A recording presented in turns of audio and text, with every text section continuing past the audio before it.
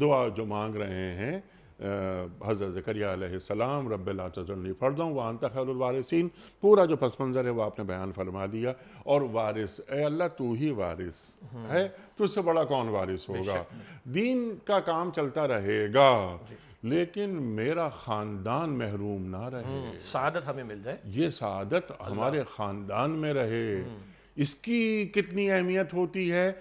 اس کے بعد میں آپ سے وہ ذریۃ طیبہ اور رب حب لی من الصالحین، یعنی طیبہ اور صالح. اور صالحین. جب اولاد مانگو تو اللہ سے ان صفات کی حامل اولاد مانگو. تو ان صفات کی حامل اولاد کو کیسے بنایا جاتا ہے، یا یہ اوصاف اولاد میں کیسے ڈالے جاتے ہیں؟ صحیح. طیبہ پاکیزگی کے معنی میں، اور طیب کا تعلق سے ظاہر کی پاکیزگی سے نہیں، باطن کی پاکیزگی سے ہوتا ہے. میں جو کھا رہا ہوں یہ ایک شے اس کا ظاہری طور پر ہائیجین کنڈیشنز میں ہونا، جو ہم زیادہ فکر مند ہوتے ہیں، بجا ہے.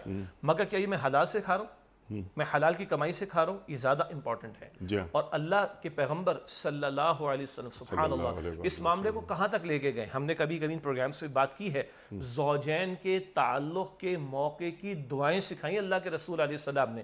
آج ہم جن لوگوں کی شادی ہونے جاری ہوتی ہے، جب ڈسکشن کرتے بیٹا یہ آپ نے بک پڑھی، کتاب میں دعائیں پڑھی، تو عجیب بات ہے. بلکہ یہ بات تو میں آپ سے 10 سال پرانی کر رہا ہوں کہ سر یہ بتائیں اس موقع پر بھی کوئی دعا پڑھنی چاہیے. میں نے کہا انا للہ و انا الیہ راجعون. یعنی آج ہم اتنا دور ہیں.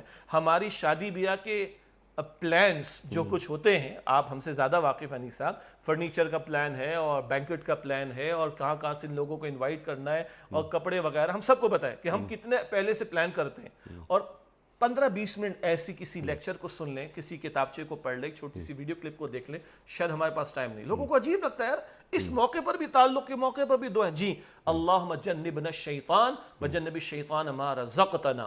اللہ ہم دونوں کو زوجین دعا کریں، اللہ ہم دونوں کو شیطان سے بچا اور جو رزق تو ہمیں عطا فرمائے. اللہ اکبر. یہ دعا میں، اس دعا میں رسول اللہ علیہ السلام نے جو سکھائی ہے، اولاد کو رزق کہا جا رہا ہے، اللہ اس کو بھی شیطان سے بچا.